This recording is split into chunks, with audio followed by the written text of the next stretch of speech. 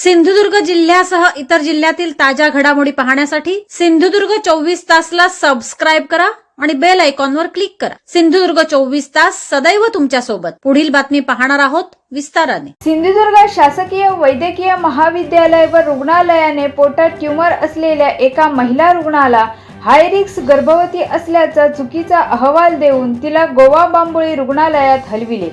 तसेच कर्करोग असलेल्या एका रुग्णाला तज्ञ डॉक्टर उपलब्ध नसल्याचे कारण देत छत्रपती संभाजीनगरला पाठविण्यात आले। त्यामुळे रुग्णाची हेळसांड झाली। यावरून शिवसेनेचे माजी आमदार वैभव नाईक यांनी संतप्त होत सिंधुदुर्ग शासकीय वैद्यकीय महाविद्यालयाचे डीन डॉक्टर अनंत दवंगे यांची भेट घेऊन झाल्या प्रकाराबद्दल जाब विचारला।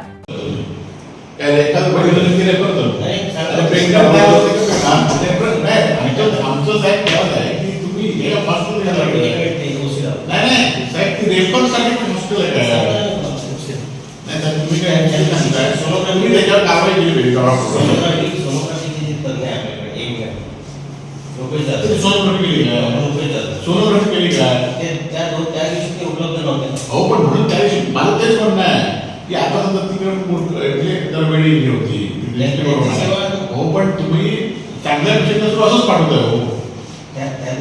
हो त्या दिवशी आपण पाठवून द्यायचं हो पण मी काय म्हणतो की तुम्ही आता त्याला काय थांबावं लागलं असतं त्यांच्या सेवा तिथे नव्हत्या त्या दिवशी ते उपलब्ध नव्हतं। डॉक्टर रुपये कणकवलीला स्टाफ आहे तिथे 1000 कोटीची बिल्डिंग होते काय ते लोकांच्या अपेक्षा असतात तुम्ही ते तुमचं कमीपणा करून कशाला लोक तर येणारच नाही ते 200 तुम्ही आपण टेम्पररी स्टाफ घेताय काय करताय आम्ही काय बोलत नाही अंतिम फायनल डायग्नोसिससाठी रेडिओलॉजिस्ट पाहिजे आणि ह्यांच्या मनाने यायचं नाही पण चुकीचं एवढं सरळ करत असताना जर समजा इथले पेशंट जिल्ह्यात ते जर समजा व्यवस्थित नसतं शेवटी कोणतरी पेशंटचे नातेवाईक गावांची सिंधुदुर्ग जिल्हा शासकीय मेडिकल कॉलेज उद्धवजी ठाकरे मुख्यमंत्री असताना या जिल्ह्यामध्ये सुरू झालं। या जिल्ह्यामध्ये त्यावेळीची ओपीडी 700-800 पर्यंत ओपीडी केली होती, परंतु आता सत्ताधाऱ्यांचं ह्यांच्याकडे ढुंकूनही लक्ष नाही।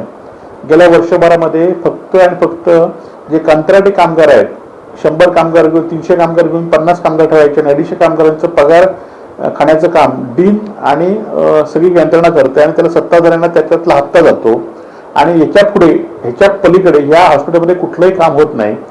धडधडी उदाहरण आहे की प्रेग्नंट झालेली नसलेली बाई प्रेग्नंट झाली म्हणून सांगतायत आणि त्याला रेफर केलं जात आहे ह्याला गोव्याला आणि गोव्यातनं आपल्याबद्दल ताशेरे ओढलेत।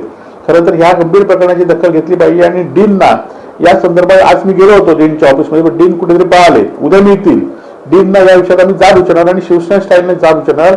आरोग्याच्या यंत्रणेमध्ये हलगर्जीपणा जर सत्ताधारी खपवून घेत असतील तरी विरोधक म्हणून आम्ही खपवून घेतले जाणार नाही। सिंधुदुर्ग जिल्ह्यासह इतर जिल्ह्यातील ताज्या घडामोडी पाहण्यासाठी सिंधुदुर्ग 24 तासला सबस्क्राइब करा आणि बेल आयकॉनवर क्लिक करा। सिंधुदुर्ग 24 तास सदैव तुमच्या सोबत।